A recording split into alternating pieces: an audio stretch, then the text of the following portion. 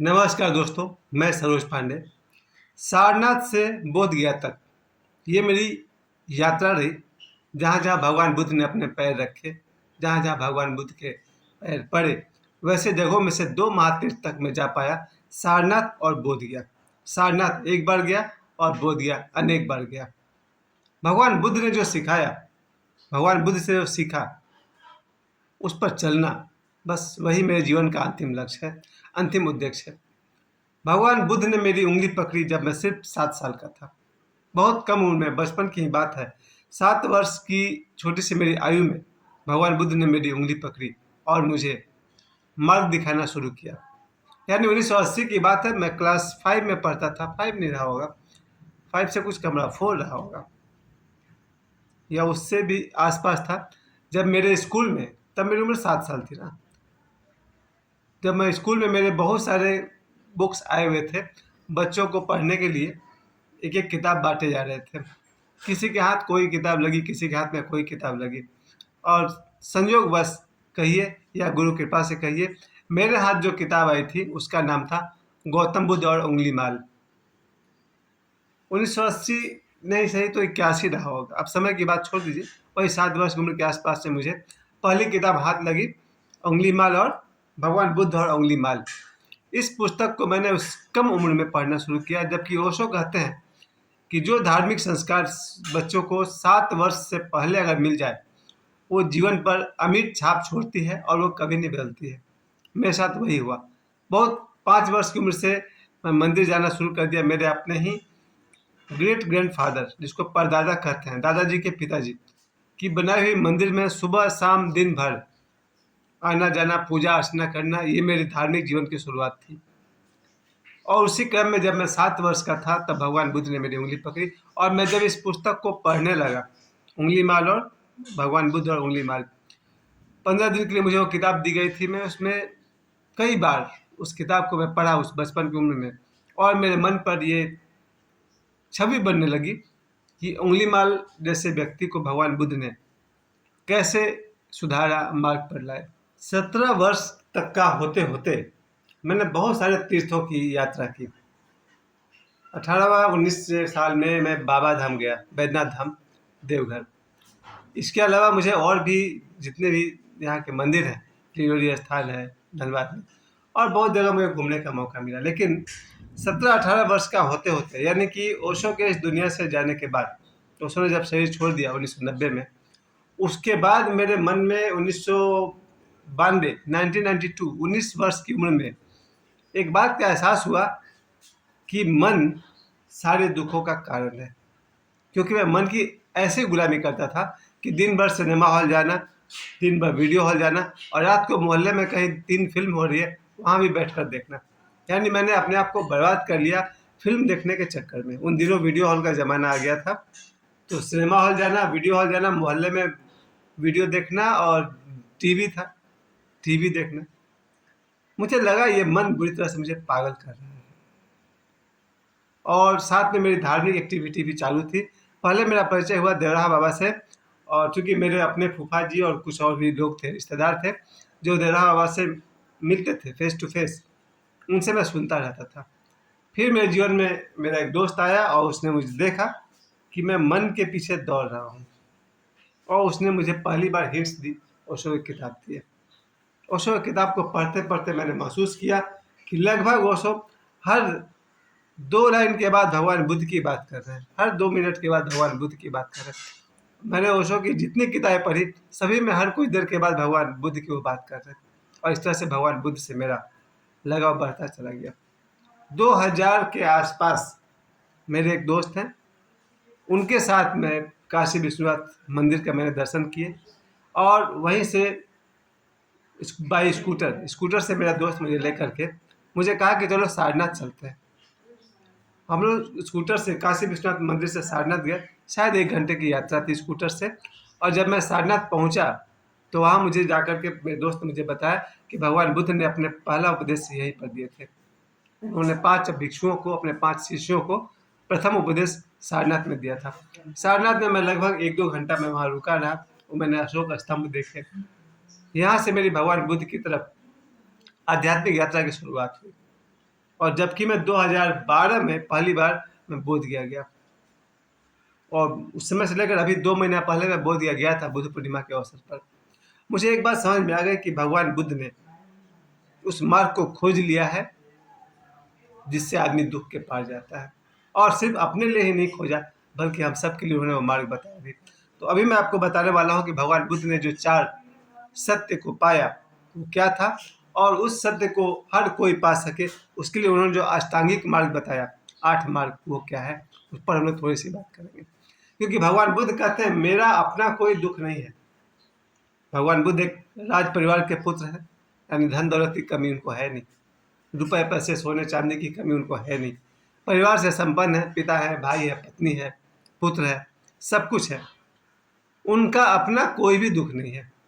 भगवान बुद्ध जब लोगों को दुखी देखते थे उससे वो द्रवित होते थे, बहुत दुखी होते थे। वो कहते भी हैं कि मेरा अपना कोई दुख नहीं है। यानी आज के संसारी भाषा में कहिए तो भगवान बुद्ध के पास सब कुछ था, परिवार, रुपया पैसा, धन दौलत, पत्नी, बेटा, सब कुछ था उनके पास, लेकिन वो लोगों के दुख को देखकर दुखी थे और उनके मन में कुछ प्रश्न थे। उसी प्रश्न के समाधान के लिए भगवान बुद्ध ने अपने पत्नी, अपने पुत्र, अपना महल, अपने पिता, माता तो थी नहीं, बचपन में चली गई थी, सबको वो छोड़ करके उन्होंने जो अपनी आध्यात्मिक साधना की और जिससे वो 36 वर्ष के उन्होंने ज्ञान को प्राप्त किया। यही मेरे आज के वीडियो का मुख्य विषय है, क्योंकि हम सब 2024 में भी अपने मन के कारण ही दुखी हैं। यही बात भगवान बुद्ध कहते हैं। जब भगवान बुद्ध कहते हैं कि मैंने 4 आर्य सत्य खोज निकाले हैं, तो उनका पहला आर्य सत्य है दुख है, संसार में दुख है।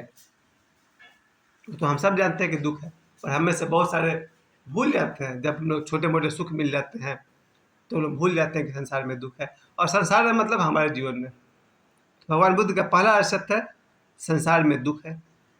दूसरा है दुख का कारण है। जो संसार में दुख है, हमारे जीवन में दुख है, वो अकारण नहीं है, उसका कुछ कारण है। और तीसरा कहते हैं दुख मुक्ति का उपाय है। भगवान बुद्ध कहते हैं संसार में दुख है, दुख का रीजन है, और दुख का से मुक्ति का उपाय है। और चौथी बात, सिर्फ इतनी बात नहीं है कि दुख है, कारण है और मुक्ति है। चौथी बात में वो कहते हैं इन दुखों के पार एक दशा है, निर्वाण। भगवान बुद्ध 4 सत्य की बात करते हैं, दुख है, दुख का कारण है, दुख का उपाय है, और दुख के पार निर्वाण है। यही भगवान बुद्ध ने खोजा, और फिर हम सभी के लिए जितने भी दुखी लोग हैं, क्योंकि मैं अपनी बात कर रहा हूँ, मैंने जीवन में जितने दुख काटे हैं अपने मन के 10,000 गलतियों के कारण काटे हैं। अदरवाइज मेरे पास भी सब कुछ है, माता है, पिता है, रुपया है, पैसा है, बच्चे हैं, परिवार है, सब कुछ है, लेकिन मन ने मुझे इतना दौड़ाया कि मुझे कहना पड़ेगा कि ऑलमोस्ट पागल कर दिया। भगवान बुद्ध जहाँ ये 8 मार्ग दिखाते हैं, इस 8 मार्ग की बात करके मैं अपनी बात पूरी करता हूँ। भगवान बुद्ध जब हमें बताते हैं कि हम सब साधना कैसे करें, तो पहला कहते हैं अपने अष्टांगिक मार्ग में सम्यक दृष्टि, राइट साइट। जो दिखता है, जैसा दिखता है वैसा ही देखिए, उस पर अपना प्रोजेक्शन मत करिए। अगर कोई आदमी या दृश्य जैसा दिखता है वैसा ही देखिए। हम लोग उसमें अपना मन का, कोई लड़की सुंदर लगी तो लगी, थोड़ा सा मुस्कुरा दिया तो उसे अपना समझने लगे, यहाँ से दृष्टि में गड़बड़ हो गया। तो भगवान बुद्ध कहते हैं सम्यक दृष्टि, यानी जैसा है, जो जैसा है उसे वैसा ही देखिए। दूसरा कहते हैं सम्यक संकल्प, यानी कि सम्यक मतलब राइट। जब वो सम्यक शब्द कहेंगे, सम्यक संकल्प यानी कि जो कुछ भी काम आप करिए उसके लिए आप एक संकल्प लीजिए, ये मुझे करना है तो करना है। जैसे मेरे जीवन में एक रूटीन है, सुबह सूर्योदय से पहले जगना है तो जगना है, ये हुआ संकल्प। प्रतिदिन ध्यान साधना करनी है तो फिर करनी है, और उसमें ये कोई नहीं कहे आज नहीं करेंगे, कल नहीं करेंगे, वैसा नहीं होना चाहिए। भगवान बुद्ध कहते हैं सम्यक संकल्प। और तीसरी बात कहते हैं सम्यक वचन, यानी कि न कम बोलना है न ज़्यादा बोलना है, जितना पूछा जाए उतना बोलना है, जितना ज़रूरी हो उतना बोलना है। ये मेरे जीवन का सबसे बड़ा रोग रहा है कि मैं सम्यक वचन पर कभी नहीं चल पाया। और चौथी बात कहते हैं वो सम्यक कर्म। सम्यक कर्म का मतलब वही कर्म करिए जो करने योग्य है।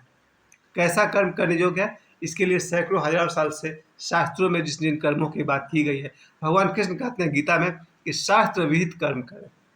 जिन कर्मों को करने के लिए शास्त्र ने सहमति दी है वैसे कर्म करने चाहिए। 5वीं बात कहते हैं सम्यक आजीविका। ऐसा ही काम करें जो सही हो, राइट हो। क्योंकि आप कहिएगा भाई मैं तो चोरी करता हूँ, चोर हूँ। चोर होना भी, चोरी करना भी आजीविका है, लेकिन सम्यक तो नहीं है। कोई कहेगा भाई मेरा तो बूचर का धंधा है, मैं कसाई हूँ, जीव जंतु को काट कर बेचता हूँ। जीविका तो, आजीविका तो है, पर मेरे हिसाब से सम्यक नहीं है। कोई कुछ और काम करता है। तो बहुत तरह के दुनिया में काम है, ऐसे आजीविका पर साधक को चलना चाहिए जो सम्यक हो। छठी बात कहते हैं सम्यक व्यायाम। शरीर को न तो बहुत ज़्यादा विश्राम देना है, न बहुत ज़्यादा श्रम करना है। हो सकता है आप कोई ऑफिसर हो, जीएम हो, बड़े बड़े बड़े पोस्ट पर हो, आपको शारीरिक श्रम कम करना पड़ता है।